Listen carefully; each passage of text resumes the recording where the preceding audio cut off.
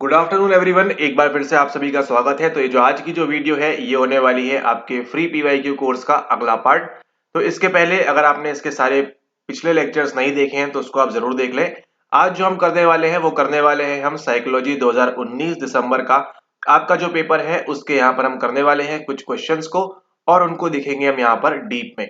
इसी के साथ अगर आपको ये वीडियो पसंद आती है और इसी प्रकार के आप जो है और लेक्चर्स फ्री पीवाईक्यू कोर्स के साथ साथ आप जो है पेड पीवाईक्यू कोर्स भी देखना चाहते हैं जो कि हमारा पार्ट है प्रीमियम पीवाईक्यू कोर्स का, तो उसको ज्वाइन करने के लिए आपको नीचे नंबर दे दिया जाएगा। उस नंबर पे संपर्क करके आप जो है इस पीवाईक्यू कोर्स की जानकारी ले सकते हैं। ठीक है, अभी आपके पास देखिए दो ऑप्शन है। इसको आप चाहे तो मंथली बेसिस पे भी ले सकते हैं और इसको आप चाहे तो दिसंबर 24 जब आपका एग्जाम होगा उसके आधार पर भी इसको ले सकते हैं। जो आपकी सुटेबिलिटी हो, जो आपकी अफोर्डेबिलिटी हो और जितना आपके लिए इंपॉर्टेंस रखता है एग्जाम, उसके अकॉर्डिंग आप इसको ले सकते हैं।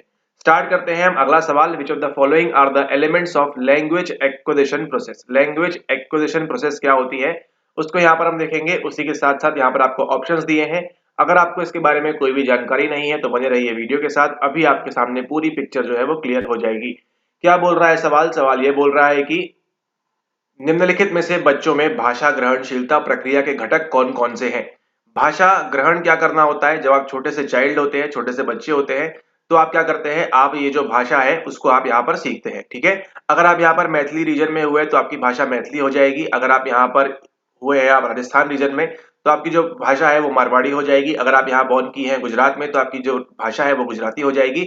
इसी प्रकार से अलग अलग स्टेट्स में, अलग अलग देश में, अलग अलग कॉन्टिनेंट में जहां पर भी आप पैदा हुए हैं उसके अकॉर्डिंगली आपकी क्या हो जाएगी, उसके अकॉर्डिंगली आपकी भाषा हो जाएगी। ठीक है, इस भाषा को हम क्या करते हैं, क्या है हमारे पास जन्मजात होती है। अब ये तो पता नहीं कि हम जन्मजात भाषा सीखते हैं या नहीं, लेकिन एक चीज होती है जिसको हम क्या बोलते हैं, उसको हम बोलते हैं लैंग्वेज एक्विजिशन डिवाइस। ठीक है, क्या बोलते हैं? लैंग्वेज एक्विजिशन डिवाइस, उसको हम बोलते हैं भाषा ग्रहणशीलता, हम कह सकते हैं डिवाइस एक प्रकार से। किसने बताया था इसके बारे में? इसके बारे में हमको बताया है नॉम चॉम्स्की ने। ठीक है, नॉम चॉम्स्की द लिंग्विस्ट, उन्होंने बताया है हमको इसके बारे में। ठीक है, लेकिन सवाल क्या हमसे इनके बारे में पूछ रहा है? नहीं, लेकिन आपने क्या कर लिया, यहाँ से एक्स्ट्रा इन्फॉर्मेशन आपने यहाँ पर गैदर कर ली है। तो यहाँ पर देखिए एक्विजिशन मतलब क्या होता है, ग्रहणशीलता मतलब क्या होता है, किसी चीज को ग्रहण करना, किसी चीज को एक्वायर करना। ठीक है, भूमि का स्थान हो सकता है, जल का स्थान हो सकता है, किसी चीज को आप एक्वायर करते हैं यानी कि अपने कब्जे में करना। लेकिन यहाँ पर आप क्या कब्जे में कर रहे हैं, अपनी जो भाषा है उसको यहाँ पर आप कब्जे में कर रहे हैं। तो उसी भाषा को अपने ग्रहण करने में इस प्रक्रिया के दौरान बच्चे जो करते हैं, किस चीज को शामिल करते हैं, ध्वनिग्राम को, रूपग्राम को, वाक्य विचार को या फिर भाषा अभिव्यक्ति शैली को। अब यहाँ पर देखिए अगर आपको थोड़ी बहुत भी हिंदी आती है, थोड़ी बहुत भी अगर आपको हिंदी आती है तो देखिए समझ जाएंगे आप। यहाँ पर भाषा मतलब समझ गए आप, अभिव्यक्ति मतलब क्या होता है, अपने आप को अभिव्यक्त करना और उसकी शैली। ठीक है, तो जब भी आप अपने आप को अभिव्यक्त करेंगे तो बट ऑब्वियस सी बात है कि आप वहां पर कुछ ग्रहण कर रहे हैं, वहां पर आप कुछ भी ग्रहण नहीं करेंगे जब आप क्या कर रहे हैं, अपने आप को अभिव्यक्त कर रहे हैं। ठीक है, आप खुद सोचिए, आप खुद कमेंट करिएगा, आप खुद बताइएगा कि जब भी आप अपने आप को अभिव्यक्त कर रहे हैं तो वहां पर आप कुछ चीज ग्रहण करते हैं क्या? सोच के देखिएगा इस बारे में। अगर आपकी हिंदी स्ट्रांग है तो आप समझ जाएंगे कि आप ग्रहण वहां पर कुछ भी नहीं कर रहे हैं। और अगर टूटी फूटी हिंदी भी है आपकी तो अभी आपने जो है आगे सीखना है कुछ चीजों को। ठीक है, तो ध्वनिग्राम, रूपग्राम, वाक्य विचार, ये तीनों ही क्या है, ये तीनों ही आपके जो है भाषा ग्रहणशीलता में आपकी जो है मदद करते हैं। भाषा अभिव्यक्ति शैली क्या है, अपने आप को अभिव्यक्त करने की, छोटा जो बच्चा है वो क्या करेगा, अपने आप को अभिव्यक्त करेगा। उसके अकॉर्डिंगली हमारे पास जैसे ही हमने किसको एलिमिनेट किया, जैसे ही हमने डी वाले को एलिमिनेट किया, हम जो है सही आंसर तक ऑलरेडी पहुंच चुके हैं। सही आंसर क्या है आपका? ऑप्शन नंबर 3, केवल A B and C only. ठीक है, अब हमको यहाँ पर देखना है वाक्य विचार, रूपग्राम और ध्वनिग्राम यहाँ पर क्या होता है, तो अंग्रेजी वालों की भी थोड़ा देखते हैं यहाँ पर। ठीक है, which of the following are the elements of language acquisition process. तो आपने, हमने, हर किसी ने इस दुनिया में जो भी भाषा एक्वायर की है उसके पीछे तीन राज हैं, फोनीम्स, मॉर्फीम्स एंड सिंटैक्स। ठीक है, तो फोनीम्स देखिए, फोन से आपको क्या ध्यान रखना है, इससे क्या ध्यान आएगा आपको, इससे ध्यान आएगा आपको इस प्रकार से एक फोन। ठीक है, फोन में क्या करते हैं, फोन में करते हैं आप बात।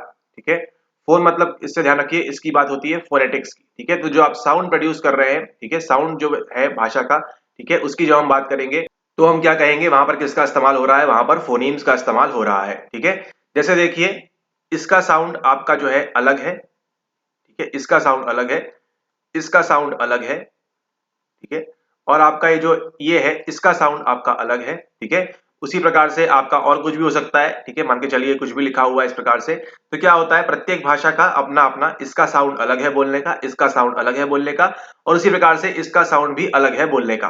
ठीक है, तो समझ रहे हैं आप यहाँ पर क्या हो रहा है, यहाँ पर हो रहा है कि साउंड किस प्रकार से आ रहा है, आपकी भाषा में कौन सा साउंड आप देंगे उसकी यहाँ बात हो रही है। तो ध्यान रखना है फोनीम्स। ठीक है, फोन में क्या करते हैं, बात करते हैं, बात करने का अलग अलग साउंड हो सकता है, तो ऐसे आप उसको एसोसिएट करिए। यहाँ पे किसकी बात हो रही है, यहाँ पर बात हो रही है आपके फोनीम्स की। ठीक है, फोनीम्स यानी कि भाषा के अंदर जो ध्वनि आएगी उसकी हम यहाँ पर बात करेंगे, और ये ध्वनि जो है वो गाने वाली नहीं है। ठीक है, देखिए इसलिए यहाँ लिखा हुआ है ध्वनिग्राम। क्या लिखा हुआ है, ध्वनिग्राम, यानी कि किसी भाषा में किस प्रकार की ध्वनि हो सकती है। ठीक है, तो इसका देखिए, इसका मीनिंग अलग हो सकता है। ठीक है, इसका मीनिंग अलग हो सकता है, मीनिंग सॉरी नॉट मीनिंग, इसका साउंड की बात कर रहे हैं हम, नॉट मीनिंग ओवर हियर। यहाँ पे किसकी बात कर रहे हैं, हम बात कर रहे हैं साउंड की। ठीक है, ओके, उसके बाद देखिए तो समझ में आ गया आपको फोनीम्स क्या होता है। फोनीम्स की जब भी हम बात करेंगे, ये भाषा में किस प्रकार की आवाज आ रही है उसकी हम यहाँ पर बात करें। ठीक है, देखिए जरा सा यहाँ भी डिफरेंस हो जाएगा। ये क्या दिख रहा है आपको, ये दिख रहा है आपको ज, और ये जैसे ही आप यहाँ पे नुक्ता लगा देंगे तो देखिए इसका जो साउंड है वो अलग हो जाता है, और इसी साउंड को हम क्या बोलते हैं, इसी साउंड को बोलते हैं यहाँ पर हम फोनीम्स। ठीक है, ओके, अगला देखिए, अगली जो बात है वो किसकी है, वो है आपके यहाँ पर मॉर्फीम्स की। मॉर्फीम्स क्या होते हैं, किसी भी भाषा में कुछ जो साउंड है वो क्या मीनिंग रखते हैं, एम से ध्यान रखना है मीनिंग को। ठीक है, मीनिंग क्या रखते हैं उसकी यहाँ पर बात होगी। और सिंटेक्स क्या होता है, सिंटेक्स ये होता है मैं खाना खाऊंगा। ठीक है, सब्जेक्ट वर्ब प्रेडिकेट इस प्रकार से जो भी होता है। ठीक है, पहले आएगा क्या, पहले आएगा आपका प्रोनाउन जो भी है आपका आई मी यू वो जो भी है। ठीक है, मैं, फिर आएगा आपका खाना जो आप एक्शन कर रहे हैं और जो आप खा कर रहे हैं वो चीज। ठीक है, तो वर्ब और सब्जेक्ट वो देख लीजिएगा आप। तो इस क्या होता है, हर भाषा का इस प्रकार से एक फिक्स्ड फॉर्मूला होता है, उसी को हम फॉर्मूले को हम क्या बोलते हैं, उसी फॉर्मूले को हम यहाँ पर सिंटेक्स बोलते हैं। वाक्य विचार यहाँ नीचे दिया हुआ है आपको हिंदी में, कि वाक्य आपका जो है किस प्रकार से फ्रेम होगा उसकी यहाँ पर हम बात करते हैं। आप कभी भी ऐसा नहीं लिखते हैं खाऊं मैं खाना। ठीक है, खाऊं मैं खाना, ये ऐसे आप बोलते हैं क्या, नहीं। मैं, अगर आपको पूछना है तो मैं खाना खाऊं क्या, तो आप ऐसे पूछेंगे मैं खाना खाऊं क्या। ठीक है, तो यहाँ पर देख रहे हैं आप, ये क्या है, ये प्रॉपर आपका सिंटेक्स है, ये आपका एरर वाला जो है सिंटेक्स है। ठीक है, ऐसा आप नहीं करते, लेकिन बच्चे जो है क्या करते हैं, इसी प्रकार से सीखते हैं, गलत करते करते फिर जो है वो इसकी तरफ यहाँ पर आगे बढ़ते हैं। आप भी ध्यान रखिए, बचपन में जब आप छोटे थे तो आप क्या करते थे, आप सेंटेंस को गलत फॉर्म करते थे, लेकिन फिर आपके टीचर घर वाले डांटते थे आपको, एंड देन फिर जो है आप जो है आज बराबर से बोलते हैं। ठीक है, तो आई होप आपको यहाँ पर तीनों चारों चीजें क्लियर है। फोनीम्स क्या होता है, किसी भी भाषा के साउंड, मॉर्फीम्स क्या होता है, उस भाषा के साउंड की जो मीनिंग है उनकी बात, और सिंटेक्स क्या होता है, सिंटेक्स किस प्रकार से आप उसका मीनिंग फॉर्म कर रहे हैं, मतलब उस सेंटेंस को जमा रहे हैं उसकी बात होती है। तो आई होप आपको यहाँ पर लैंग्वेज एक्वायर कैसे की जाती है उसके बारे में मालूम पड़ चुका है। उसी के साथ साथ आपने सुना यहाँ पर नोम चॉम्स्की के बारे में। नोम चॉम्स्की क्या बोलते हैं, नोम चॉम्स्की बोलते हैं कि आपके पास क्या है, एक इननेट कैपेबिलिटी है, जिसको आप जानते हैं किसके नाम से, लैंग्वेज एक्विजिशन डिवाइस के नाम से। ठीक है, ये हमारे पास जन्मजात होती है, जहां भी डालेंगे वो भाषा जो है बच्चा वहां पर सीख जाएगा। अब यहाँ पर देखिए प्रेगमेटिक्स क्या होता है। प्रेगमेटिक्स आपका देखिए ये वर्ड लिया गया है कहाँ से, प्रेगमेटिज्म से आप थोड़ा एसोसिएट कर सकते हैं। ठीक है, नॉट इन डायरेक्ट वे में नहीं, इनडायरेक्ट वे में इसको एसोसिएट कर सकते हैं आप यहाँ पर। और यहाँ पे किसकी बात हो रही है, यहाँ पर बात हो रही है आपकी भाषा अभिव्यक्ति शैली की, यानी कि अपनी जो भाषा है उसको आप किस प्रकार से प्रेजेंट करते हैं, किस प्रकार से सोसाइटी में आप बात वगैरह करते हैं, उन सब की बात होती है किसके अंदर, आपके प्रेगमेटिक्स के अंदर। ठीक है, और यहाँ पर देखिए बढ़िया सी इमेज आप लोग के लिए, इसको आप जैसे का तैसा नोट कर लेंगे तो भी आप आराम से 2-4 नंबर इसमें आराम से स्कोर कर लेंगे जब भी सवाल आएगा इससे संबंधित। फोनेटिक्स क्या है, ये आपके स्पीच के साउंड है जो आपको बताया अभी, च छ किस प्रकार से साउंड करेगा वो बात हो रही है।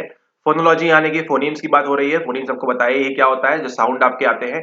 फिर मॉर्फोलॉजी बोलते हैं इसको, आपके वर्ड्स को। ठीक है, फिर आप यहाँ देखिए सिंटेक्स, फ्रेजेस एंड सेंटेंस, किस प्रकार से आप सेंटेंस को जमा रहे हैं उसकी यहाँ पर बात हो रही है। सिमेंटिक्स क्या है, literal meaning of phrases and sentence. Semantics यानी कि शब्द अर्थगत की बात करते हैं। ठीक है, सिमेंटिक मेमोरी भी जो होती है क्या होती है आपकी, अर्थगत स्मृति, उस शब्द है उसका मतलब क्या है। ठीक है, जैसे हम बोलेंगे बॉय, तो बॉय क्या है, बॉय आपका, अगर हम सिमेंटिक्स के तौर पे बात करेंगे तो बॉय का मतलब क्या है उसकी बात हो रही है। और प्रैग्मेटिक्स क्या है, मीनिंग इन कंटेक्स्ट और डिस्कोर्स, कहाँ पर बातचीत चल रही है, किस कंटेक्स्ट में बात चल रही है उसकी जब हम बात करते हैं अभिव्यक्त करने की, तो उसको हम क्या बोलते हैं, उसको हम बोलते हैं आपका यहाँ पर प्रैग्मेटिक्स। उसके बाद हम चलते हैं आगे अगले सवाल की ओर। तो ध्वनिग्राम, रूपग्राम और वाक्य विचार तीनों आपने चारों आपने देख लिया यहाँ पर। उसके बाद देखिए there are many mnemonic devices to help a person to memorise the list of words and vocabulary items, identify the correct device series. ठीक है, ये सवाल देखिए आपका लिया गया है आपके टॉपिक मेमोरी से, जो आपकी आपकी है यूनिट नंबर 5। ठीक है, लेकिन इस प्रकार के सवाल आपको आज देखने मिल नहीं रहे हैं, लेकिन आपको पूछ सकते हैं कभी भी, इसको आपको यहाँ पर ध्यान रखना है। ठीक है, तो इसके अंदर करेक्ट डिवाइस सीरीज क्या है वो आपको फाइंड करते बोल रहे हैं, और उसी के साथ साथ हिंदी में इसको अगर देखें तो किसी भी व्यक्ति को शब्द सूची एवं शब्दावली की मदद स्मरण कराने में मददगार कई स्मृति सहायक उपकरण है। ये आपको पहचानना है कौन कौन सी चीजें यहाँ पर सही सही है। ठीक है, हमको करना क्या है, हमको स्मृति की मदद करने के लिए, मेमोरी को इंप्रूव करने के लिए हम किन चीजों का इस्तेमाल करेंगे उनकी यहाँ पर बात कर रहे हैं। ठीक है, तो इसमें देखिए केवल अगर आप एक को एलिमिनेट कर देते हैं तो आप आंसर तक पहुंच जाएंगे। क्या रिकॉग्नाइज करना आपको पता है कि आपकी मेमोरी में किसी प्रकार से सहायता करेगा रिकॉग्नाइज करना? सोचिए इस बारे में और आपका आंसर तक आप ऑलरेडी पहुंच चुके हैं। ठीक है, ये जो रिकॉग्निशन है, पहचान करना है, ये कभी भी आपकी जो है सहायता नहीं करेगा। सहायता क्या क्या चीज करेगी आपकी? ऑप्शन नंबर एक, कैटेगोरिकल क्लस्टरिंग। क्या कर रहे हैं आप यहाँ पर? आपने इसको कैटेगरी वाइज जो है यहाँ पर 2011, 2004, 2024, ठीक है, इस प्रकार से क्या कर दिया आपने, इसको कैटेगराइज क्लस्टर कर दिया। यहाँ पर हम आजाद हुए थे, यहाँ पर हम वर्ल्ड कप जीते थे, यहाँ पर जो है कुछ आया था, और यहाँ पर जो है आपका नेट पेपर कैंसिल हुआ था, वो हंगामा हुआ था। ठीक है, आपने क्या कर दिया, इसको कैटेगराइज, आपने इसको क्लस्टर कर दिया छोटे छोटे फॉर्मेट के अंदर। उसके बाद देखिए इंटरेक्टिव इमेजेस, ये आपकी मदद करेंगी। ऐसी कुछ इमेजेस जैसे अभी आपको पिछली दिखाई थी हमने वो फोनीम्स वाली, वो क्या करेगी, वो आपको मदद करेगी। जब भी आपको याद नहीं आएगा आप क्या करेंगे, उसको आप याद करने का प्रयास करेंगे। इस प्रकार से गोले थे, पहले अंदर सिमेंटिक्स था या बाहर सिमेंटिक्स था, फिर प्रैग्मेटिक्स था। इस प्रकार से देखिए गोले गोले बने हुए थे। आपको क्या होगा, इंटरेक्टिव इमेजेस की मदद से आपको जो है रिकॉल करने में, मेमोराइज करने में आपको जो है यहाँ पर काफी ज्यादा फायदा होगा। ठीक है, तो ये भी देख लिया आपने, इंटरेक्टिव इमेजेस, कैटेगोरिकल क्लस्टरिंग भी देख ली कैसे होती है। और ये जो फॉर्मेट बताया था 1947, 2011, और ये सब चीजें क्या करती हैं आपको, ये आपको हेल्प करती हैं आपको चीजें याद करने में, चीजें आपको मेमोराइज करने में। लेकिन पहचान करना केवल आपको याद करने में मदद नहीं करेगा। पहचान आप किसी भी चीज की कर सकते हैं। उसके बाद क्या आता है आपका, अगला आता है आपका यहाँ पर पेगवर्ड सिस्टम। ये भी एक विधि है किसके लिए, आपको मेमोराइज करने के लिए लिस्ट के कुछ आइटम्स हैं उसके लिए। और फिर आपकी ऑप्शन नंबर ई में मेथड ऑफ लोसाई, ये भी आपको जो है मदद करती है। ठीक है, पेगवर्ड में क्या देखा होगा आपने, देखा होगा ना, कई सारे जो है मेमोरी वाले जो बोलते हैं कि हमको हमारी मेमोरी जो बहुत स्ट्रांग है, शार्प है, क्या करते हैं वो, वन यहाँ लिखेंगे वन, और उसकी तरफ अटैच कर लेंगे यहाँ पर सन। ठीक है, टू बोलेंगे, टू के साथ बोलेंगे थ्रू, इस प्रकार से, या जो भी उनके पास निमोनिक होता है उसके अकॉर्डिंगली इसको एसोसिएट करते हैं। और आप जो है उसको राइम करते हुए प्रयास करते हैं कि आप इसको राइम करते हुए याद कर ले, ताकि जैसे ही आप वन बोलेंगे आपको क्या याद आ जाएगा, आपको यहाँ पर सन आ जाएगा। ठीक है, जैसे कि हम करते हैं ना, आपको दिखता है यूनिट नंबर 1, उसके साथ क्या एसोसिएट करते हैं, यूनिट नंबर 10, यानी कि दोनों ही इंपॉर्टेंट नहीं है और दोनों ही इंपॉर्टेंट है। ये क्या होता है, तुरंत आपको एसोसिएट हो जाता है, तुरंत आपको रिकॉग्नाइज नहीं होता, तुरंत आपको जो है रिकॉल हो जाता है प्रॉपर्ली। तो वो क्या है, वो आपका बैकवर्ड सिस्टम है। उसी के साथ साथ देखिए, जैसे हम यहाँ लिखेंगे जीन पियागेट, क्या रिकॉल हो रहा है यहाँ पर, एसपीसीएफ, ये क्या हुआ आपका बैकवर्ड सिस्टम एक प्रकार से। और उसके बाद देखिए अगला जो है आपके पास वो है आपका method of loci, sorry not loci, method of lossy. अलग अलग लोग अलग अलग बोलते हैं क्योंकि अलग अलग फोनीम्स है, अलग अलग वर्फीम्स है, अलग अलग सिंटेक्स है। ओके, तो मेथड ऑफ लोसाई की बात करें, मेथड ऑफ लोसाई में क्या होता है, ये जो है आपकी, आप क्या करते हैं, चीजों को अपने कमरे में जमा देंगे, कहीं पर एसोसिएट कर देंगे और उस हिसाब से आप उसको जो है यहाँ पर याद रखते हैं। मतलब मान के चलिए आपने देखा कि 1 से लेकर 10 आइटम आपको लाने हैं, आपको याद रहेगा नहीं, तो आप क्या करेंगे, आप बोलेंगे कि पहला वाला आइटम जो है मेरे दरवाजे पर पड़ा हुआ है। उसके बाद आप दरवाजे के अंदर घुसेंगे और देखेंगे यहाँ पर जो आपका ड्राइंग रूम है, यहाँ पर जो चाबी लटकाने का छल्ला बना हुआ है, वहां पे आइटम नंबर 2 आपने देखा। उसके बाद क्या हुआ, जैसे ही आप आए वहां पे पानी का ग्लास रखा हुआ है, तो आपने देखा आइटम नंबर 3 को वहां एसोसिएट कर लिया। इस प्रकार से आप जब याद करते हैं चीजों को, तो क्या होता है, आप जो है यहाँ पे, इसको हम कहते हैं मेथड ऑफ लोसाई। ठीक है, इसको देखिए एग्जाम्पल आपको बताते हैं यहाँ पर। और ये देखिए, ये क्या क्या चीज देखी होगी आपने, ये देखिए, ये है आपका कमरा, मतलब ये आपका घर है मान के चलिए, ये आपका घर है मान के चलिए, ये है आपके घर का एंट्रेंस है। ठीक है, तो जैसे ही आप यहाँ पे घर पे पड़े हुए हैं, घर में आप जैसे ही घुसे, ठीक है, यहाँ पे लगा हुआ है वो बोर्ड वेलकम। ठीक है, वेलकम का, जैसे ही आपने यहाँ पर पैर धोए, ये आपका नल लगा हुआ है, अगर लगा हुआ है आपका, तो यहाँ से आपने यहाँ पर पैर धोए, पैर धोने के बाद जैसे ही आप यहाँ पर खड़े हुए सामने, ठीक है, जैसे ही आप यहाँ पर सामने खड़े होते हैं, ऊपर से कौन गिरता है पता है आपको, ऊपर से गिरता है कौन, ऊपर से गिरता है आपका यहाँ पर जेम्स लैंग की थ्योरी। अभी देखिए आप जीवन में कभी नहीं भूलेंगे ये नजारा और ये माहौल और ये मंजर और ये, ठीक है, यहाँ पर देखिए, जैसे आप वेलकम के पट्टे पे बैठे, आप ऊपर आपने देखा आपके ऊपर से जेम्स लैंग की थ्योरी यहाँ से गिर के आ रही है। क्या बोल रही है, पहले आपका जो है फिजिकल अराउजल होगा और उसके बाद जो है क्या होगा आपका यहाँ पर आपका मेंटल अराउजल या जो भी आपका एक्सेट्रा होता है, पढ़ लीजिएगा थ्योरी में। पहले आपको कौन मिलेगा, पहले आपको मिलेगा जेम्स लैंग। उसके बाद जैसे ही आप अंदर गए और यहाँ पे लगी हुई है 142 इंच की टीवी। ठीक है, और आप गए, आपका मन हुआ कि मैं क्या करूं, यहाँ पर जाके मैं टीवी देखूं, यहाँ पर आप बैठ गए, यहाँ पर जाके सोफा में, ठीक है, यहाँ पे जाके सोफा में, और यहाँ पे क्या चल रही है, यहाँ पे एक मूवी चल रही है। मूवी का नाम क्या है, मूवी का नाम है कैनन बार्ड थ्योरी। ठीक है, थ्योरी से एसोसिएट कर लीजिए, मूवी कोई भी चल रही है यहाँ पर, जो भी आपकी पसंदीदा मूवी हो।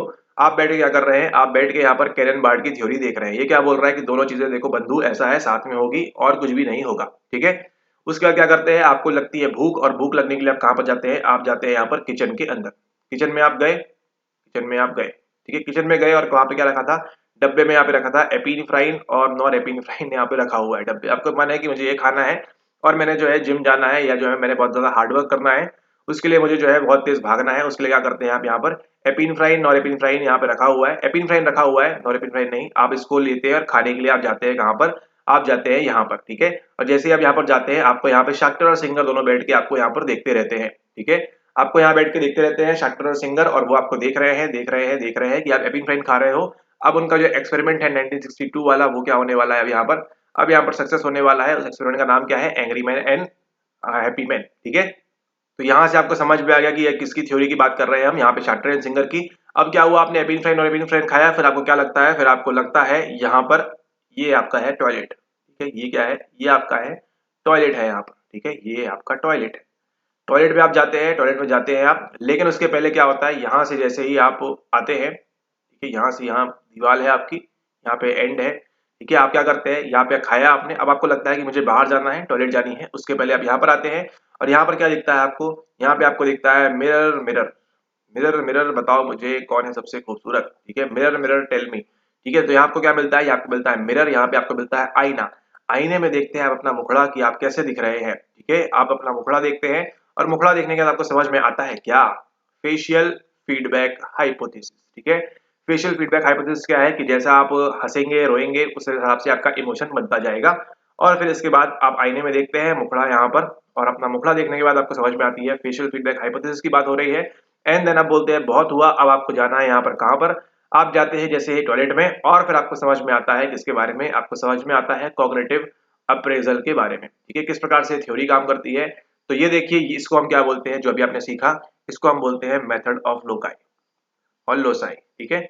अब यहाँ पर देखिए, जीवन में आप कभी भी अगर आपने ये देख लिया, हमारे रूम में, हमारे कमरे में या आपके कमरे में अगर आप ये एंटर कर गए हैं, तो आप देखिए कभी भी ये चीज नहीं भूलेंगे कि पहले कौन सी थ्योरी आई, फिर क्या हुआ, मतलब किस प्रकार से सारी चीजें काम करती है, वो आप कभी भी नहीं भूलेंगे। और ये जो सारी है किसकी थ्योरीज है, ये है आपकी थ्योरीज ऑफ इमोशंस। अगर आप चाहे तो इसके स्क्रीनशॉट ले सकते हैं, खुद के टेबल में चाहे तो डायग्राम बना सकते हैं इस प्रकार से। तो जस्ट केवल एग्जांपल है, इसी प्रकार से आप और भी चीजों को कर सकते हैं अपनी सुविधा अनुसार, ठीक है। लेकिन जो भी वीडियो देख रहे हैं, कभी भी आप नहीं भूलेंगे जीवन में 100% गारंटी के साथ। अगर आपने इतना ये साथ में बने हुए थे यहाँ तक, तो अभी आप इसको कभी नहीं भूलने वाले हैं। तो आई होप नाउ आपको क्लियर है यहाँ पर कैटेगोरिकल क्लस्टरिंग क्या होती है, ये क्या होती है, ये क्या होती है, ये क्या होती है। सवाल आएगा, छोड़िएगा नहीं, हमारा नाम लेके मारिएगा आंसर, खटाक से आपका जो है आंसर सही हो जाएगा, ठीक है। ओके, अगला सवाल देखिए, अगला सवाल, अगला सवाल, अगला सवाल, ठीक है। ओके, यहाँ पे बोल रहे हैं choose the 3 types of investigation in psychological research written in alphabetical order, control laboratory experiment, expospective studies and field experiment, ठीक है। यहाँ पे 3 प्रकार की किसकी बात हो रही है, 3 प्रकार के यहाँ पर एक्सपेरिमेंट की बात हो रही है, ठीक है। और हम करेंगे ये जो अगला एक्सपेरिमेंट है, ये हम करेंगे अगले वीडियो के अंदर, ठीक है। तो अगले वीडियो में मिलते हैं, उठाएंगे हम यहाँ से आपके इसी सवाल को, इस सवाल को हम देखेंगे कि इसके अंदर क्या क्या चीजें बोल रहे हैं, और उसी अकॉर्डिंगली आगे भी इसको हम डिस्कस करेंगे, ठीक है। तो मुलाकात होती है आपसे नेक्स्ट वीडियो के अंदर, फिर हम बात करेंगे इस सवाल के साथ में, और जो होगा आपका यूनिट नंबर 2 से संबंधित। लेकिन रुकिए, यहाँ पर हो चुका है मूड स्विंग, ठीक है। और ऐसा अब हम देखते हैं इस सवाल को क्या बोल रहा है यहाँ पर। Consider the 3 types of investigation in psychological research written in alphabetical order, ठीक है। कंट्रोल्ड लेबोरेटरी एक्सपेरिमेंट, यहाँ पे बात की गई है 3 प्रकार के एक्सपेरिमेंट के बारे में, स्टडीज के बारे में। क्या क्या है वो है आपका मनोवैज्ञानिक अनुसंधान की निम्न 3 प्रकारों पर ध्यान दें, ठीक है। आप बताइएगा किस डिसऑर्डर के अंदर ये मूड स्विंग वगैरह चीजें होती है, बताइएगा किसमें ऐसा होता है। ओके, 3 प्रकारों पर ध्यान दें, नियंत्रित प्रयोगशाला प्रयोग, कार्योत्तर अध्ययन और कार्योत्तर अध्ययन, और आपका क्षेत्रीय प्रयोग। इन्हें इनकी द्वितीयक को नियंत्रित करने की क्षमता के आधार पर घटते क्रम में व्यवस्थित करना है। किस क्रम में करना है, आपको करना है घटते क्रम में, यानी कि डिक्रीजिंग ऑर्डर में। उससे पहले आपको मालूम होना चाहिए ये चीजें इसके अंदर होती क्या क्या है, ठीक है। क्षेत्रीय प्रयोग क्या है, आप जो भी एक्सपेरिमेंट कर रहे हैं कहां पर कर रहे हैं, फील्ड में कर रहे हैं। फील्ड एक्सपेरिमेंट के दौरान आपके आसपास कई सारे लोग हो सकते हैं। कार्योत्तर अध्ययन में जो लोग थे वो थे या नहीं थे वो पता नहीं, लेकिन ये कौन सी स्टडीज है, ये आपकी एक्स पोस्ट फैक्टो स्टडीज है। सारा कुछ जो है मामला यहाँ पर हो चुका है, उसके बाद आप इसको स्टडी कर रहे हैं। और फिर क्या बचता है आपके पास, आपकी व्यवस्था यहाँ पर नियंत्रित प्रयोगशाला प्रयोग, यानी कि आपके पास यहाँ पर क्या है, आपके पास यहाँ पर कंट्रोल्ड एनवायरमेंट है। कौन अंदर आएगा कौन अंदर नहीं आएगा उसको आप यहाँ पर कंट्रोल कर सकते हैं, बाकी दोनों में आप यहाँ पर कंट्रोल नहीं कर सकते हैं, कौन आएगा और कौन जाएगा, ठीक है। ओके, तो यहाँ देखिए सवाल क्या बोल रहा है, सवाल बोल रहा है arrange them in descending order, यानी कि सबसे ज्यादा किस में होगा, उससे कम किस में होगा और सबसे कम किस में होगा, ऐसा आपसे पूछ रहे हैं in terms of their ability to control secondary variance. अब आपको यहाँ समझना है सेकेंडरी वेरिएंस होता क्या है। सेकेंडरी वेरिएंस यानी कि बाहर से कौन लोग किस स्टडी को कितना बाधित कर सकते हैं, उस प्रकार की यहाँ पर बात होती है। ये क्या होता है आपका, ये होता है आपका सेकेंडरी वेरिएंस। ये आपको रिसर्च सीरीज में बताया भी हुआ है हमने। और हम यहाँ बात करें प्राइमरी की, तो प्राइमरी क्या होता है कि आपका आईवी डीवी के ऊपर कितना इफेक्ट डालेगा सीधा सीधा, उसको हम क्या बोलते हैं, उसको बोलते हैं हम यहाँ पर प्राइमरी वेरिएंस। ठीक है। तीसरा एक और होता है आपका, कौन सा है, वो है आपका एरर वेरिएंस। तो उसको आप यहाँ पर देख सकते हैं कौन कौन सी त्रुटि आ रही है आपकी रिसर्च सीरीज के अंदर। ठीक है। ओके, हमारे पास यहाँ पर तीन चीजें हैं। तीन चीजों में क्या क्या है, कंट्रोल्ड लेबोरेटरी एक्सपेरिमेंट। तो बताइए अगर हम बात करें बाहर की कोई चीज सबसे ज्यादा किसको प्रभावित करेगी या कर सकती है। अगर हम बात करें, अगर आप लैब में कोई एक्सपेरिमेंट कर रहे हैं कंट्रोल सिचुएशन के अंदर, तो क्या बाहर से कोई चीज प्रभावित करने की क्षमता उसकी ज्यादा होगी या कम होगी, उसकी ज्यादा होगी या कम होगी, बाहर से प्रभावित करने की क्षमता, उसकी क्षमता कम होगी। ठीक है। लेकिन सवाल में देखिए ट्विस्ट कहां पर है, सवाल में ट्विस्ट यहां पर यह है कि डिसेंडिंग ऑर्डर, आपको क्या जमाना है, डिसेंडिंग ऑर्डर में जमाना है, यानी कि इसकी कम है, इसको आप ज्यादा डिस्टर्ब नहीं कर सकते। यानी सबसे टॉप पे कौन रहेगा, टॉप पे रहेगी आपकी लैब, यानी कि ऑप्शन नंबर 1। ऑप्शन नंबर 1 देखिए, इसमें भी है, इसमें भी है। अब अगला देखना है आपको, बाहर से प्रभावित एक्स पोस्ट फैक्टर स्टडीज को ज्यादा करेगा या फिर फील्ड एक्सपेरिमेंट को ज्यादा प्रभावित करेगा। ठीक है। तो उसमें देखिए अगला क्या है आपके पास, अगला है आपके पास यहाँ पर फील्ड एक्सपेरिमेंट। फील्ड एक्सपेरिमेंट यानी कि अब आपके पास कंट्रोल सिचुएशन नहीं रह गई, अब फील्ड में कोई भी आ सकता है, कोई भी जा सकता है, उसकी यहाँ पर बात हो रही है। तो यहाँ पर जो है इसकी प्रोबेबिलिटी जो है थोड़ी सी और बढ़ जाएगी। तो अगले नंबर पे कौन आएगा, और एक्स पोस्ट फैक्टो में है ये काफी ज्यादा हो जाएगी। तो बट ऑब्वियस सी बात है, अगला जो आएगा वो आपका सी आएगा और उसके बाद जो आएगा आपका वो बी आएगा। यानी कि ऑप्शन नंबर 1 जो है यहाँ पर, वो यहाँ पर आपका सही आंसर हो जाएगा, option number A C B. अगर आपने रिसर्च सीरीज देखी है, वहां भी हमने इसको सॉल्व किया था, यूनिट वाइज में भी इसको हमने सॉल्व किया हुआ है कि किस प्रकार से क्या क्या सारी चीजें इसके अंदर होती है। एक बार आप उसको भी देख लेंगे क्विक रिवीजन के लिए। ठीक है। इसको आपने ध्यान रखना है, इस प्रकार से चीजें होती है आपकी यहाँ पर इसके अंदर। ठीक है। और यहाँ पर क्या होता है, ये इसका सही आंसर होता है, क्योंकि आपको क्या करना है, आपको डिक्रीजिंग ऑर्डर में जमाना है। यानी कि सबसे ज्यादा कहाँ कंट्रोल कर पाएंगे आप, लैब में कंट्रोल कर पाएंगे। तभी देखिए ऑप्शन में आपको दो जगह ए दिया हुआ है, सी बी की तो बात ही नहीं यहाँ पर। सबसे ज्यादा कंट्रोल कहाँ रहेगा, सबसे ज्यादा कंट्रोल रहेगा आपका लैब के अंदर। ठीक है। उसके बाद कहाँ कंट्रोल रहेगा आपका, अगला फील्ड वाले के अंदर रहेगा। फील्ड वाले में थोड़ा बहुत कंट्रोल कर पाएंगे आप, इसलिए देखिए सवाल डिफिकल्ट हो जाता है क्योंकि आपको यहाँ पर सवाल घुमा दिया है। और फिर थर्ड कहाँ करेंगे, थर्ड करेंगे आप यहाँ पर एक्स पोस्ट फैक्टो स्टडीज के अंदर। रिसर्च सीरीज अच्छे से करिए, इसलिए कह रहे हैं आपको, इस प्रकार के आपको डिफिकल्ट सवाल जो है वो बन जाएंगे बड़े आराम से। ठीक है। तो एसीबी जो है वो यहाँ पर क्या होता है, वो इसका यहाँ पर सही आंसर होता है। ठीक है। तो इसमें देखिए आप यहाँ पर मनोवैज्ञानिक अनुसंधान की निम्न 3 प्रकारों पर ध्यान दें। नियंत्रित प्रयोगशाला प्रयोग पहले नंबर पे आएगा, फिर आपका क्षेत्रीय प्रयोग आएगा और फिर आएगा आपका यहाँ पर कार्योत्तर अध्ययन, क्योंकि यहाँ पर सारा जो मामला है वो निपट चुका है। उसके बाद जो है आप किटर बिटर कर रहे हैं, उसके अलावा आपको यहाँ पर कुछ भी ध्यान नहीं देना है। उसके बाद देखिए एक बकवास सवाल यहाँ पर, ड्यूरिंग 1960 में ना आप थे ना हम थे ना कोई था, Hoffman and other criticise the college entrance examination and other nationally administered educational test. और इस सवाल का कोई भी अर्थ नहीं है, इसका आंसर बी है, करें इसको आगे बढ़े। कोई मतलब नहीं है इस प्रकार के सवालों में फंसने के लिए, सही आंसर बी है। देखिए आप खुद बताइए कि आपने हॉफमैन का नाम, ये जो आपका सवाल पूछा गया है, ये 2024 तक एक बार भी आया है क्या। ठीक है। तो आपको ऐसे सवालों से बचना चाहिए, जैसे आपको प्रीमियम में देखते भी है, इस प्रकार के सवालों को पढ़ना मतलब समय खराब करना है, स्वयं का भी एंड दूसरे का भी। ठीक है। कुछ मतलब नहीं है जिसको करके आपको, और अगर आएगा भी तो ये नहीं आएगा और दूसरा ही कुछ और वो फेंकेंगे। सही आंसर क्या है आपका यहाँ पर, सही आंसर आपका है यहाँ पर ऑप्शन नंबर बी। आप इसको कुछ भी करें कुछ भी ना करें, इससे कुछ फर्क नहीं पड़ता, आप इसको पढ़ सकते हैं आराम से। उसके बाद देखिए अगला सवाल, वैसे सवाल मत करिए, आपका समय खराब होगा और कोई अर्थ निकलेगा नहीं उससे। ठीक है। ये सवाल देखिए कितना इंपॉर्टेंट सवाल, what is the reason of negative voltage of a neuron during resting potential. यानी कि देखिए आपको ये सवाल पूछा हुआ है, आपको मान के चलिए आप खुद से पढ़ रहे हैं, आपको कुछ भी नहीं पता, लेकिन सवाल देखिए आपसे क्या बोल रहा है। ये बोल रहा है कि सुषुप्ता अवस्था के दौरान तंत्रिका कोशिका की नकारात्मक वोल्टता का क्या कारण है। तो मान के चलिए कि इस दिन अगर सवाल वो ऐसा फ्रेम कर देते हैं कि तंत्रिका कोशिका की जो है नेगेटिव रहता है रेस्टिंग स्टेट में, या पॉजिटिव रहता है, नकारात्मक रहता है या सकारात्मक, तो देखिए उसका आंसर कहाँ छुपा हुआ है, आंसर यहाँ पर छुपा हुआ है। ठीक है। क्या बोल रहे हैं, सुषुप्ता अवस्था के दौरान तंत्रिका कोशिका की नकारात्मक वोल्टता का क्या कारण है। यानी कि इसका मतलब 100% इस जीवन में जब तक आप और हम हैं, आपका जो न्यूरॉन है रेस्टिंग स्टेट में कैसा होता है, वो होता है आपका यहाँ पर नेगेटिव।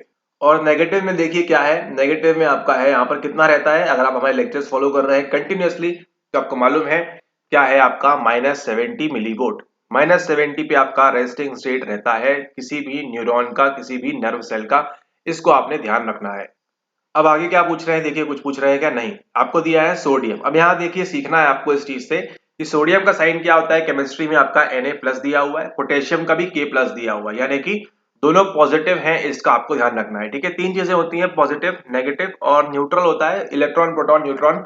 उसकी बात नहीं करेंगे केमिस्ट्री में। देखिए पॉजिटिव और नेगेटिव मेनली हम यहाँ बात कर रहे हैं। क्लोराइड के क्या है, क्लोराइड के जो आयंस है वो नकारात्मक है, और ऑर्गेनिक एनियंस कैसे है वो भी आपके यहाँ पर नकारात्मक है। ठीक है, अब इतना तो आपको मालूम होगा ना साथ में कि चीजें पॉजिटिव और नेगेटिव चीज साथ में रहती है, और पॉजिटिव और पॉजिटिव चीज साथ में रहती है। नहीं, अगर आपको इतना भी आता तो एक काम करिए, आपके जो टीवी रिमोट होगा उसमें देखिए जाके सेल होगा, एक तरफ पॉजिटिव बना होगा, एक तरफ नेगेटिव बना होगा। ठीक है, ऐसा बना है ना, तो इसको आपने ध्यान रखना है कि हमेशा दुनिया में कुछ ना कुछ चीजें ऐसी ही होती है। तभी देखिए हमारे पास नॉर्थ पोल है और उसका दूसरा एंड क्या है, साउथ पोल है।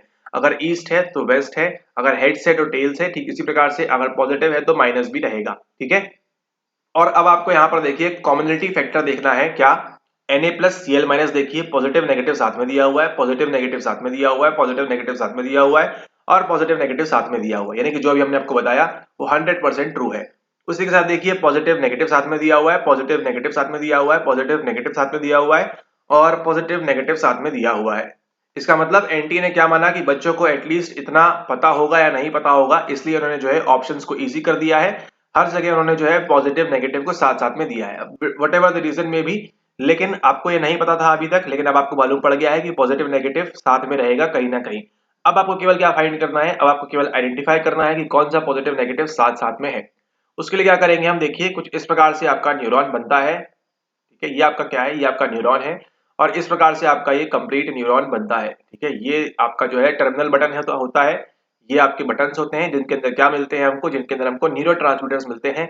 एसिटिल कोलिन हो गया, ग्लूटामेट हो गया, और भी जो चीज आपके हैं एंटी, वो आपको मिलते हैं इसके अंदर। ठीक है, अब यहाँ पर देखिए क्या रहता है, ये हम बात करें किसकी, ये हम बात करें न्यूरॉन की। और न्यूरॉन के ये अगर एक लेयर है तो इसकी यहाँ पे एक और लेयर होती है, इसको हम क्या बोलते हैं, इसको हम बोलते हैं आपकी सेल मेम्ब्रेन। ठीक है, सेल मेम्ब्रेन से ही जो है सारा कुछ मटेरियल माल जो है निकलते आता है जाता है। ठीक है, और ये कैसी होती है, ये आपकी होती है सेमी परमिएबल। ये आपको ध्यान रखना है शब्द, सेमी परमिएबल, यानी कि पूरा कुछ फाड़ के आप नहीं निकल सकते, थोड़ा बहुत जो है आपकी छिद्र से वो चीजें चली जाएंगी। ये जो आपकी कोशिका झिल्ली होती है, ठीक इसी प्रकार से जैसे आपकी क्या है, अपना हाथ देखिए, हाथ में आपको दिखेंगे छोटे छोटे छोटे छोटे दाने। ठीक है, हाथ में क्या दिखेंगे आपको, छोटे छोटे छोटे छोटे आपको दाने दिखेंगे। वो दाने क्या है, वो दाने इसलिए हैं ताकि वो क्या है, कैसे हैं आपके, सेमी परमिएबल। मान के चलिए कोई खतरनाक एसिड अगर आपके हाथ में गिर जाता है तो क्या होगा, आपका पूरा हाथ नहीं जलता है। अगर मान के चलिए एक दो ड्रॉप गिरी है उसकी, तो आपका पूरा हाथ नहीं जलेगा, लेकिन उस कोशिका झिल्ली के अंदर से जो एसिड चला गया है थोड़ा बहुत, वो क्या करेगा, वो आपको नुकसान करेगा। ठीक है, एसिड के तौर पर हम यहाँ पर जो घर में आसानी से मिलते हैं हमको, है ना, वो फ्लोर साफ करने के लिए, बाथरूम टॉयलेट क्लीन करने के लिए, उन एसिड्स की हम नॉर्मली बात कर रहे हैं, एकदम हाई फाई केमिस्ट्री लैब के एसिड की बात नहीं कर रहे हैं यहाँ पर। ठीक है, तो ये आपने देखा, यहाँ पर सीखा आपने कि क्या होती है, ये सेमी परमेबल होती है, यानी कि कुछ चीजें जो है चली जाएंगी, कुछ चीजें इसके अंदर से नहीं जा पाएंगी, ऐसा ये रहता है। ठीक है, ओके, अब आपको ध्यान रखना है हमेशा, अब ये जो हमने बनाया था यहाँ पर एक्सॉन, इसी को हम बड़ा करते हैं, और बड़ा करने के बाद कुछ देखिए वो इस प्रकार से आपको दिखेगा। ठीक है, इस प्रकार से दिखेगा आपको। अंदर ध्यान रखिएगा, अंदर हमेशा क्या रहेगा, अंदर आपका हमेशा K+ रहेगा। K+ क्या होता है, इसको आप बोलते हैं पोटेशियम। ठीक है, इसको आप क्या बोलते हैं, पोटेशियम या पोटासियम, जो भी आप बोलना चाहें। ये कहां पर रहेगा, ये आपकी अंदर साइड में रहेगा। ठीक है, सेल के अंदर। आउटसाइड द सेल क्या रहेगा आपका, आउटसाइड रहेगा आपका नीले से बनाते हैं, ये रहेगा आपका सोडियम।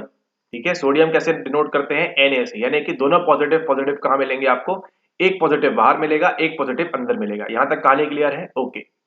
अब ध्यान रखिएगा, इसकी आपको डिटेल में जाने की आवश्यकता नहीं है, केवल आपको इतना रट लेना है, समझ लेना है, याद कर लेना है कि NaCl एक चीज होती है सोडियम क्लोराइड। ठीक है, तो सोडियम क्लोराइड का ही आप Cl हटा देंगे, और Cl कहां लगा देंगे आप, Cl लगा देंगे आप यहां पर, और इतने में आपका काम हो जाएगा, सवाल आपका निकल जाएगा हमेशा आराम से। ठीक है, तो क्लोराइड के जो आयंस है वो कहाँ रहेंगे, वो ये इनसाइड सेल है। ठीक है, ये सेल के अंदर की बात हो रही है, सेल के अंदर, है ना। अभी हम इसमें न्यूरॉन के अंदर की बात कर रहे हैं, और यहाँ पर हम सेल के बाहर की बात कर रहे हैं। ठीक है, और यहाँ पे जो आपकी झिल्ली लगी हुई है छोटी सी। ठीक है, ओके, तो यहाँ पर देखिए, अब यहाँ पर क्या रहेगा, यहाँ पर रहेंगे आपके एनियंस रहेंगे कुछ तो भी। ठीक है, ये आपके एनियंस हैं, ये कौन सा रहेगा, नेगेटिव, यानी कि जो अभी हमने सीखा था, एक पॉजिटिव नेगेटिव बाहर रहेगा और एक पॉजिटिव नेगेटिव अंदर। यहाँ तक हमारी कहानी पूरी क्लियर है, यहाँ तक आप समझ चुके हैं आराम से कि पॉजिटिव नेगेटिव बाहर साथ में है और अंदर भी पॉजिटिव नेगेटिव साथ में है।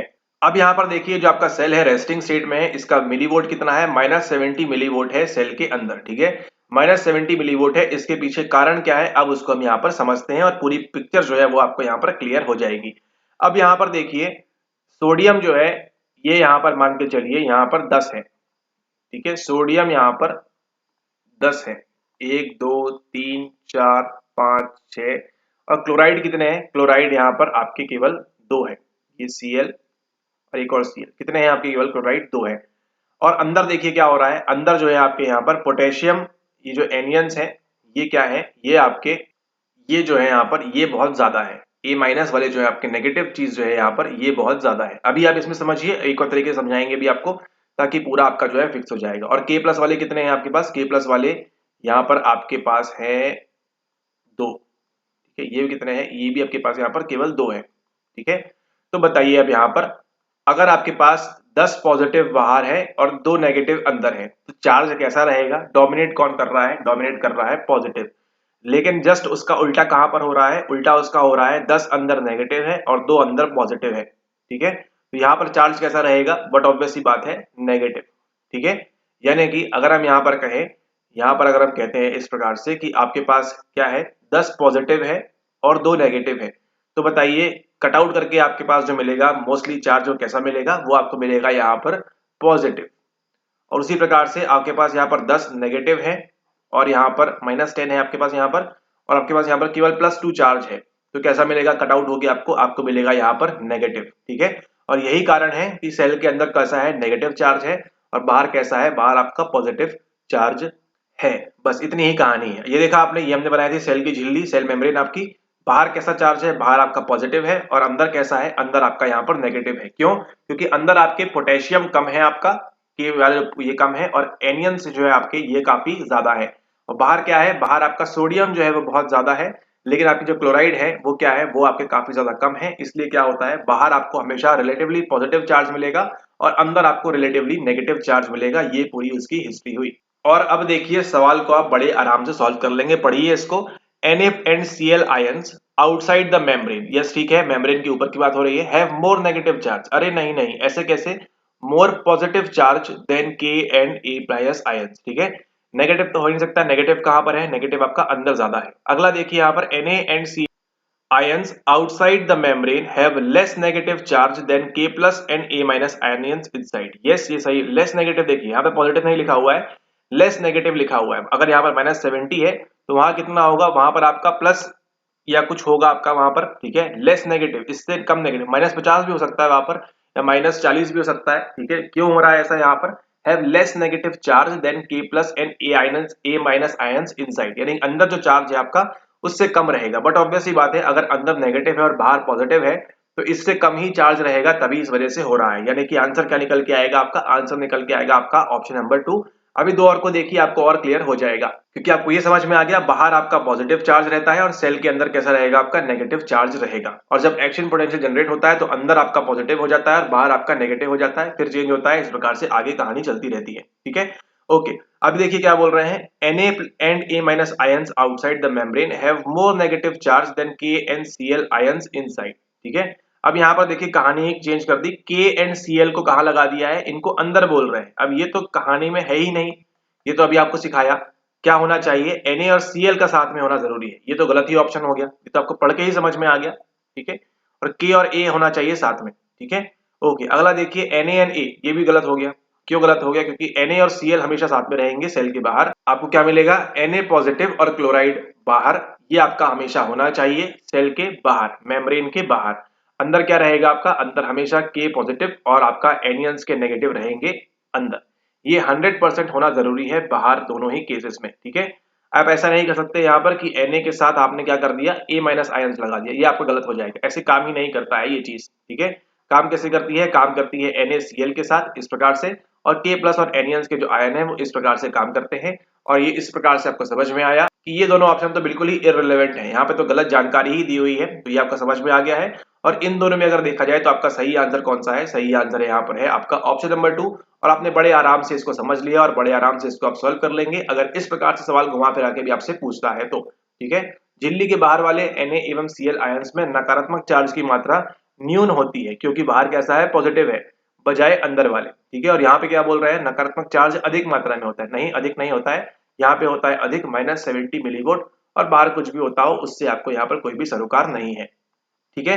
ओके, इसके बाद चलते हैं आगे अगले सवाल की ओर। अच्छा, ये सवाल जो है आपका देखिए, जो हम बोलते रहते हैं सूलर 2004 ऑनलाइन डिसइनहिबिशन इफेक्ट, ठीक है। अब ये क्या होता है, ये लिया गया है कहां से, लिया गया है आपकी यूनिट नंबर 10 से। यूनिट नंबर 10 से इस टाइम पे सवाल आते थे आपके सोलर वाले से, ये लास्ट सवाल आपका 21 में भी आया है शायद तक, उसके बाद आपको ये सवाल कभी देखने मिला नहीं है, लेकिन ये आपके लिए इंपॉर्टेंट रहेगा, ठीक है। तो इसको हम डिस्कस करेंगे कंप्लीट आपने आगे वाले पीवाईक्यू लेक्चर्स में, प्रीमियम के लेक्चर्स में, ठीक है। इसको वहां पर हम कवर करेंगे। तो इसी के साथ इस वीडियो को समाप्त करते हैं। आई होप आपने इन सवालों को, दिसंबर के सवालों को आपने अच्छे से समझा होगा, जाना होगा, देखा होगा आपने, और आपको चीजें यहाँ पर समझ में आई होंगी, ठीक है। इसी के साथ अगर आप और इस प्रकार के वीडियोस देखना चाहते हैं तो आप ज्वाइन कर सकते हैं प्रीमियम पीवाईक्यू कोर्स के अंदर, जहां पर आपको मिलते हैं सारे के सारे 2019 से लेके 2024 तक के आपको सभी पीवाईक्यूज मिलते हैं सॉल्व तरीके से, जैसा कि आपने देखा। इसी प्रकार से, इसी तरीके से, और जो आपको बताया है, जो सवाल आपके इंपॉर्टेंट नहीं है उसमें आपने टाइम वेस्ट नहीं करना है, ठीक है। ये आपका इससे पीएस नोट है, इसको यहाँ ध्यान रखें। जो सवाल आपका टाइम वेस्ट कर रहे हैं उस पर आपको बिल्कुल भी ध्यान नहीं देना है, ठीक है। ओके, मुलाकात होती है आपसे नेक्स्ट वीडियो में, हम बात करेंगे और किसी टॉपिक के ऊपर। तब तक के लिए thanks for watching the video, have a nice day ahead, take care, see you all soon. And अपने एग्जाम्स के लिए अच्छे से पढ़ते रहिए, रिवाइज करते रहिए, पीआई की वीडियोस आपको हमेशा हेल्प करते रहेंगे।